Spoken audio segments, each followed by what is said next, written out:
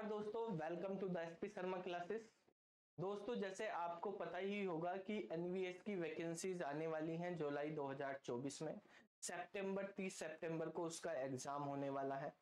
ठीक है, ये एनवीएस का कैलेंडर की अगर हम बात करें तो एनवीएस ने अपना कैलेंडर यहाँ पे जारी किया हुआ है। इस कैलेंडर में आप देख सकते हैं कि यहाँ पर 15 जुलाई से 15 अगस्त तक जो है एग्जाम की वो है फॉर्म फिल करने की डेट है।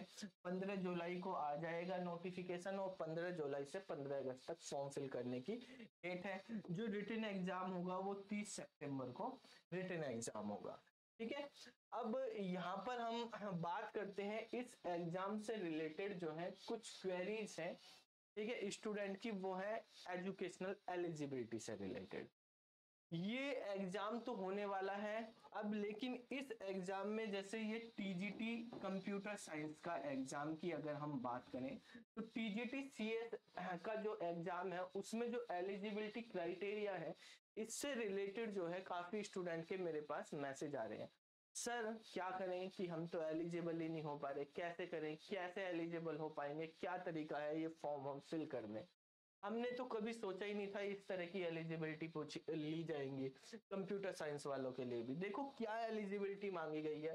पहली कंडीशन है इसमें कि bachelor degree in computer application यानी बीसीए। ठीक है, टीजीटीसीएस का फॉर्म फिल कर रहे हैं तो बीसीए एलिजिबिलिटी क्राइटेरिया एजुकेशन में मांगा हुआ, कोई प्रॉब्लम नहीं भी, बीसीए होना ही चाहिए सीएस के लिए।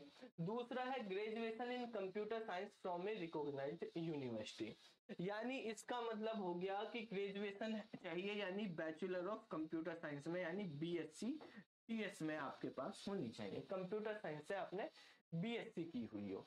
तीसरी एलिजिबिलिटी और का केस है यहाँ पे, या तो ये हो बीसीए हो या बीएससी सीएस हो, या तीसरा केस है कि आपने बीई या बीटेक किया हो सीएस या आईटी के अंदर। तो तीसरा केस हमारे पास यहाँ पे आ गया कि आपने बीटेक किया हो या बीई किया हो। ठीक है, किसके अंदर, सीएस या आईटी में, सीएस या आईटी। ठीक है, तो ये हमारे पास एजुकेशनल क्वालिफिकेशन है। इन तीनों में से कोई एक आपने, ये चारों बी भी होगी, इनमें से कोई एक किया, कोई इशू नहीं है भाई। कंप्यूटर साइंस का टीचर बनना है अगर ग्रेजुएशन लेवल पे टीजीटी, तो बीसीए बीएससी बीई या बीटेक आपकी एजुकेशनल क्वालिफिकेशन होनी चाहिए। इनमें से कोई एक कोर्स आपने किया हुआ होना चाहिए। सही बात है, कोई प्रॉब्लम नहीं है। लेकिन अब यहाँ पे दिक्कत क्या आ रही है, दिक्कत आ रही है इस वाले केस में, सेकंड वाले केस में। सेकंड वाला क्या पूछा गया है इसमें, इसमें कहा है pass the central teacher eligibility test CTET. ठीक है, इन्होंने कहा है कि सीटेट भी किया होना चाहिए। ठीक है, सीटेट भी होना चाहिए, कंडक्टेड बाय सीबीएसई। ठीक है, और ये सेकंड एलिजिबिलिटी मांगी है, और तीसरी एलिजिबिलिटी में मांगा हुआ है कि बीएड होना चाहिए, बीएड की डिग्री होनी चाहिए यहाँ पे थर्ड नंबर पर। ठीक है, ये जो सेकंड और थर्ड वाले जो एलिजिबिलिटी मांगी गई है एजुकेशनल में, ये यहाँ पे प्रॉब्लम क्रिएट कर रही हैं स्टूडेंट के लिए। क्या इश्यूज है इनमें, देखो सबसे पहले अगर हम देखें फॉर एग्जांपल एक डमी डेटा के साथ हम बात करते हैं। जैसे मान लिया 20,000 स्टूडेंट जो हैं इन्होंने बीसीए बीटेक या बीएससी की हुई। ठीक है, ये मान लिया इंडिया के अंदर जो है इस एज क्राइटेरिया में, जो एज की लिमिट है उसमें ये 20,000 स्टूडेंट है, फॉर एग्जांपल हमने समझ लिया है। अब बीटेक या बीसीए किए हुए इन 20,000 स्टूडेंट में से केवल 7 से 8,000 स्टूडेंट ही ऐसे स्टूडेंट होंगे जिन्होंने बीएड किया हुआ हो। ठीक है, यानी एग्जाम से पहले ही यहां पर लगभग जो है 12 से 13,000 स्टूडेंट फिल्टर हो चुके हैं। ठीक है, वो बाहर हो चुके हैं रेस से पहले। तो केवल 7 से 8,000 स्टूडेंट ही ऐसे हैं जिन्होंने बीएड की हुई है। अब इन 7 से 8,000 स्टूडेंट के अंदर भी केवल मेरे हिसाब से 200 से 300 स्टूडेंट ही ऐसे होंगे जिन्होंने सीटेट किया हुआ हो। ठीक है, बीएड के बाद सीटेट किया हुआ वो 200 से 300 स्टूडेंट ही रहेंगे। अगर ये हम डेटा मान लेते हैं कि टोटल 40,000 स्टूडेंट हैं, तो 40,000 में से ये डेटा आ जाता है 400 से 600 के बीच में। अब लगभग 300 से 400 वैकेंसीज आ रही हैं, 400 वैकेंसीज आ रही हैं अगर, और इतने ही कैंडिडेट है एलिजिबिलिटी में, जो इन्होंने एलिजिबिलिटी ली हुई है पूरे ऑल ओवर इंडिया, उनको इतने ही कैंडिडेट मिल रहे हैं, तो एग्जाम लेने का फायदा क्या है भाई तुम्हारा? ठीक है, तुमने तो पहले ही फिल्टर कर दिए सारे स्टूडेंट। ठीक है, मतलब सीटेट किए हुए बच्चे आपको जो है 200 से 300 ही मिल रहे हैं 20,000 बच्चों में से। ठीक है, या 40,000 में से 400 से 600 बच्चे ही मिल रहे हैं। तो इतने बच्चे होते हैं। अगर आप देखेंगे कि केवीएस का फॉर्म फिल करते हैं, ठीक है, तो केवीएस में लगभग इतने ही बच्चे फॉर्म फिल करते हैं। उनमें तो ये ना बीएड है और ना ही जो है सीटेट है, तब भी 30-40 हजार बच्चे ही फॉर्म फिल करते हैं। यानी पूरे इंडिया में इतना डेटा है कंप्यूटर साइंस के कैंडिडेट का। ठीक है, जो टीचिंग में जाना चाह रहे हैं, टीचिंग का फॉर्म फिल कर रहे हैं एज के क्राइटेरिया, और उसमें तो एज लिमिट 40 साल है। तब DSSB में देखें, वहां भी ना बीएड मांगी जाती ना सीटेट मांगी जाती, तब भी 10,000 बच्चों ने फॉर्म फिल किया, 10-12 हजार बच्चों ने।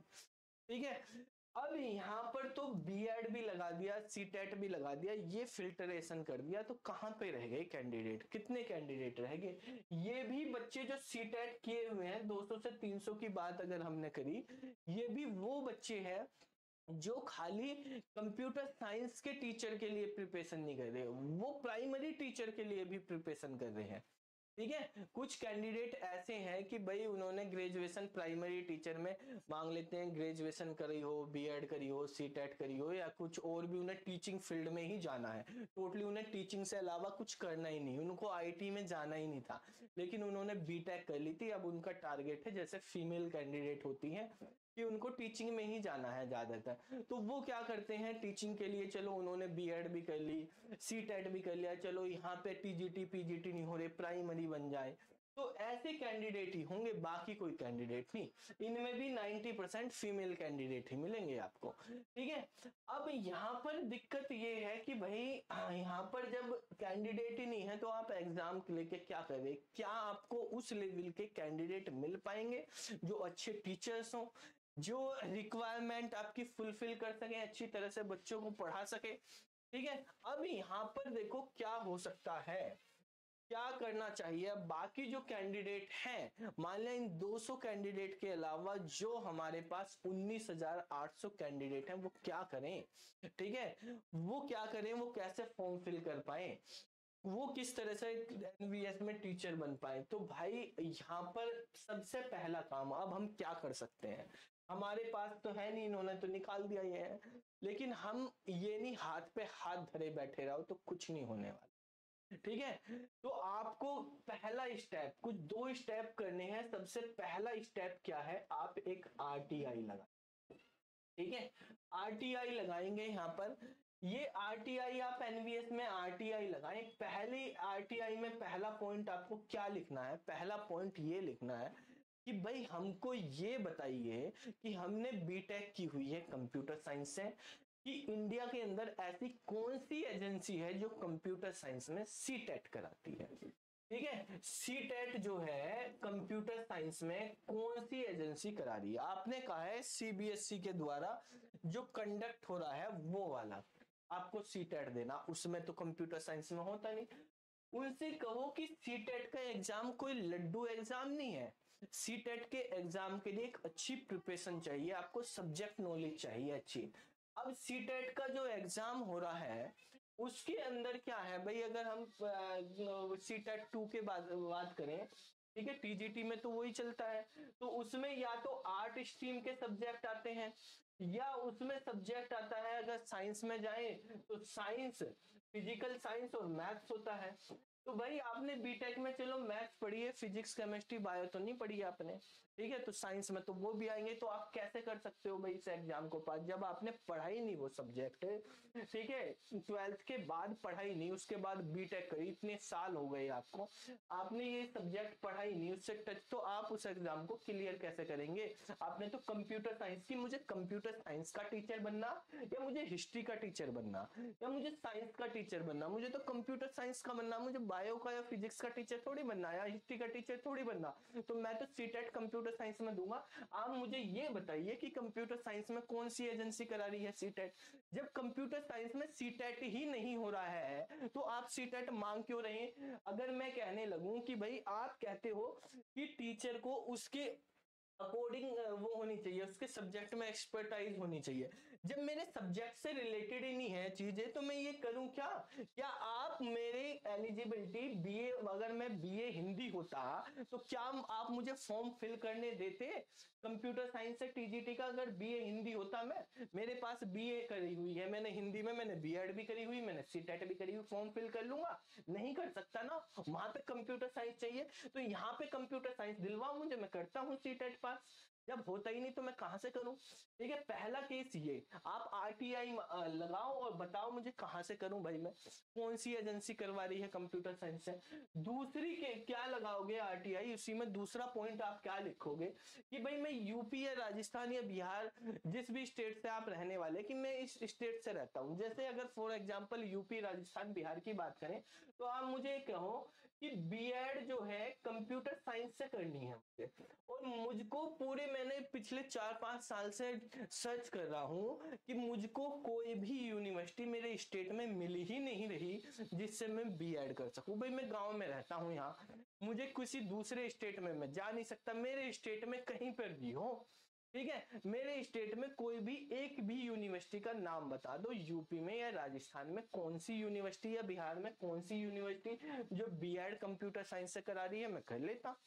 ठीक है, लेकिन कोई यूनिवर्सिटी नहीं है। एक दो स्टेट में यूनिवर्सिटी, हरियाणा में एक दो यूनिवर्सिटी करवा रही, कुछ स्पेसिफिक यूनिवर्सिटी स्पेसिफिक स्टेट में करा रही है। मैं तो भाई इस स्टेट में रहता हूँ, मैं तो बिहार में रहता हूँ, क्या मैं हरियाणा में जाके बीएड कराऊंगा क्या कंप्यूटर साइंस में?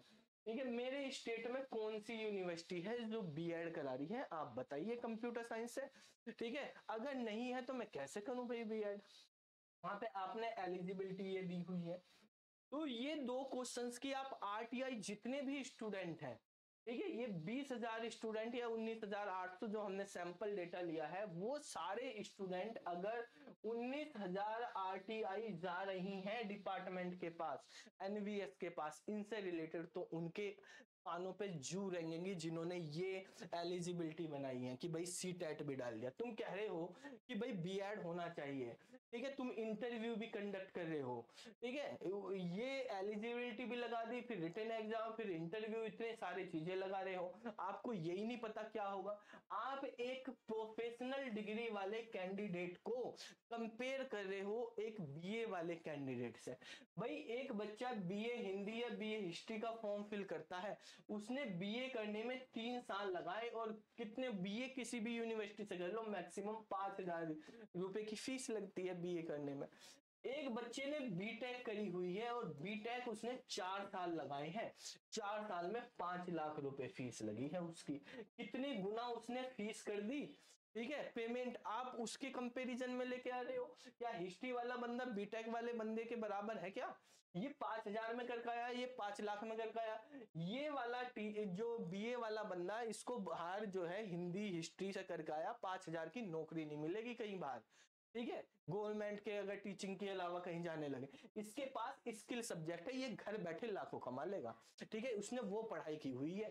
ठीक है, यहाँ पर जो है ये वाले बच्चे ने 3 साल करी हुई है, इसने पहले ही जो 3 साल प्लस, पहले तो 1 साल का ही बीएड होता था, अब चलो 2 साल का भी होने लगा, तो भाई इसने भी इसके बराबर टाइम वेस्ट किया हुआ है, इसने भी उतना टाइम लगाया हुआ है, वेस्ट नहीं किया, अर्न किया है वैसे बेसिकली। ठीक है, तो इसने भी वही 4 साल लगाए, इसके बीए और बीएड लगा के भी 4 साल हो रहे, इसके भी 4 साल हो रहे, टाइम भी बराबर, फीस इतने गुना, स्किल एक सब्जेक्ट लिया हुआ है, तब भी आप कंपेयर कर रहे हो कि इसने बीएड की हुई है तो इसको भी बीएड चाहिए, तो इसको भी बीटेक मान लो कि उसको भी बीटेक चाहिए। बीटेक और बीए बराबर है क्या? है? क्या समझ के कर रहे हो? ठीक है, कौन सा लॉजिक लगा रहे? ये जो है ऐसे बंदे हैं जो टेक्निकल वालों से जलते हैं, ठीक है, कि भाई टेक्निकल वाले बंदों को फिल्टर करते रहे, वहीं पे वो तो लेना ही नहीं चाहते, कंडक्ट ही नहीं करना चाहते, ये ऐसे ऐसे एलिजिबिलिटी क्राइटेरिया बना रहे हैं। ठीक है, उनको वही वाले बंदे चाहिए जो बस प्राइमरी टीचर की तैयारी कर रहे थे, वही तो सीटेट कर रहे हैं। ठीक है, बीटेक करके भी जो बस प्राइमरी टीचर की तैयारी में लगे हुए हैं, तो उनको ऐसे ही बंदे चाहिए वहां पे, उनको स्किल वाले नॉलेज वाले बंदे नहीं चाहिए। ठीक है, तो ये दो आप आरटीआई लगाइए, जब 18-19 हजार आरटीआई जाएंगी डिपार्टमेंट के बाद, डिपार्टमेंट को लगेगा अभी से इतनी आरटीआई जारी है, अगर आपने ये एलिजिबिलिटी क्राइटेरिया को सही नहीं किया तो एग्जाम की जैसे ही नोटिफिकेशन निकलेगा, नोटिफिकेशन के बाद कोर्ट केस भी हो सकता है, ये वैकेंसी पड़ सकती है, तो इसको पहले ही सही कर लो। ठीक है, तो भाई पहला स्टेप यही है, 10 रुपए लगेंगे आरटीआई में, कोई नहीं, जितने भी बच्चे हैं सब बल्क में आरटीआई कर दो, आपके यार दोस्त हैं जो इससे रिलेटेड भी नहीं है, सब करते रहो, आरटीआई जितनी भी करवाई जाए सबसे आरटीआई डलवाओ, कि भाई ये सीटेट यहाँ से कम सीटेट तो हटना ही चाहिए। ठीक है, तो इस सीटेट को हटवाना है किसी भी कीमत पे, और ये वीडियो है ना, आपके जितने भी नोन है बंदे, जो भी कंप्यूटर साइंस की तैयारी कर रहे, जो भी एनवीएस का पेपर देना चाह रहे, सबके साथ शेयर कर दीजिए, और केवल आप ही आरटीआई नहीं, आपके जानने वाले आस पड़ोस जो भी है सबसे आरटीआई करवा दो, इतनी आरटीआई डलवा दो उनसे, ये पागल हो जाए रोज आरटीआई का जवाब देने में। ठीक है, क्योंकि बताओ भाई मैं कहां से करूं, तो और ये आरटीआई में ये वाला जो है हाईलाइट करके ये आप अटैच करके करना कि आपने ये एलिजिबिलिटी क्राइटेरिया लगा रखे, इस एलिजिबिलिटी क्राइटेरिया के रेस्पेक्ट में मैं क्वेश्चन पूछ रहा हूं, मुझे इन क्वेश्चन के आंसर दीजिए, ये भी साथ में अटैच करके लगाओ। ठीक है, और ये वीडियो सबको शेयर कर दीजिए, उम्मीद है जब इतनी आरटीआई जाएंगी ये कम से कम ये सीटेट तो हट ही जाएगा, और हमारा यही टारगेट है कि सीटेट को हटाना, लेकिन हटेगा तभी जब 18-19 हजार आरटीआई जाएंगी, 2 4 5 10 से कुछ नहीं होने वाला है। ठीक है, तो आप जो है बल्क में करें, परेशान कर दें उनको। ठीक है, इतने सारे वो आपके 10 रुपए लगेंगे, उनको आरटीआई का जवाब देने में उनका भी टाइम लगेगा, ये लगेगा, और उनको पता चल जाएगा भाई ये एग्जाम में कोर्ट के धक्के खाने पड़ेंगे तुम्हें अगर आपने ये हटाया नहीं। ठीक है, तो आप ये रेडी रहना, ये सीटेट हटवाना है, अगर आपने आज ये नहीं हटवाया है यहाँ से एनबीएस से, कल को ये केवीएस में भी आएगा, कल को ये डीएसएसबी में भी आएगा, कल को ये यूपीएलटी में भी आएगा, राजस्थान में भी आएगा, बिहार में भी आएगा, हर स्टेट में आएगा, आप परेशान हो जाओगे। ठीक है, आपको बीएड भी करनी, सीटेट भी करनी, परेशान हो जाओगे, आज ही स्टेप ले लो, नहीं तो फ्यूचर में जो है बिना इसके, फिर जो खासकर जॉब में लगे हुए हैं किसी दूसरे में, उनको टीचिंग में जाना है, ठीक है, वो तो रेगुलर बीएड कर ही नहीं सकते, उनके लिए भी बहुत दिक्कत हो जाएगी, तो आप टीचर बनने का सपना फिर भूल जाओगे। ठीक है भाई, इसलिए आज ही स्टेप लो सभी, और इस वीडियो को ज्यादा से ज्यादा शेयर कीजिए सभी के साथ। फिर मिलते हैं अगली वीडियो में, तब तक के लिए जय हिंद, जय भारत, नमस्कार।